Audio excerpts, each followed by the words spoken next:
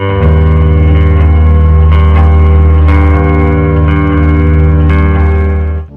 magandang hapon mga kaibigan, update lamang po tayo ngayon sa lagay ng ating panahon, April 13 po 2024 hapon po ng Sabado.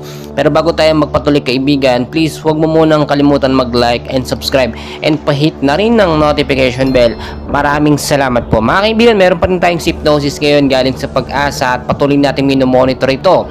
Ito pong easterlies or yung mainit na hangin galing sa Karagatang Pasipiko ang siya pa rin po nakakapekto sa ilang bahagi ng ating bansa. So alam ko marami sa atin gusto na po magkaroon o biglaang magkaroon ng pag-uulan kahit yung biglaang buhos lamang dahil nga po sa sobrang init ng panahon. Mga kaibigan, magandang balita ito kahit papaano meron tayong sama ng panahon. Itong easterlies na posibleng magbigay po ng pag-uulan or mahinang pag-uulan sa ilang bahagi po ng Metro Manila, Luzon, Visayas at Mindanao. Pero wag po kayong mag-alala, hindi naman ito sobrang lakas, no? Mga isolated light rains lamang na posibleng maranasan dahil nga po sa sobrang init.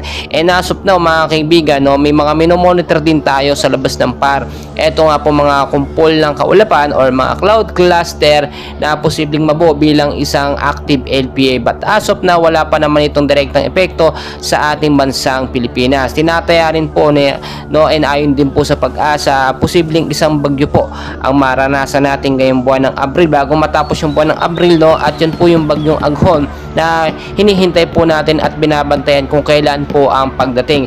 Ganun po kasi minsan kapag yung kauna-unahang bagyo sa taon, yun po yung sinasabi natin na extreme or malakas po na bagyo. But as of na wala pa naman pong pagkapahiwatig or kahit mga active LPA hindi po nagtutuloy. Kahit sobra pong init mga kaibigan sa hapon at umaga at tanghali, no, maging handa pa rin tayo, always magdala ng payong at sombrero dahil ang heat index po natin ay pumapalo na po from 33 to 35 degrees Celsius. Yung pinaka mahina po, no, or yung pinaka hindi masyadong mainit ay nasa 26 degree naman po mga kaibigan.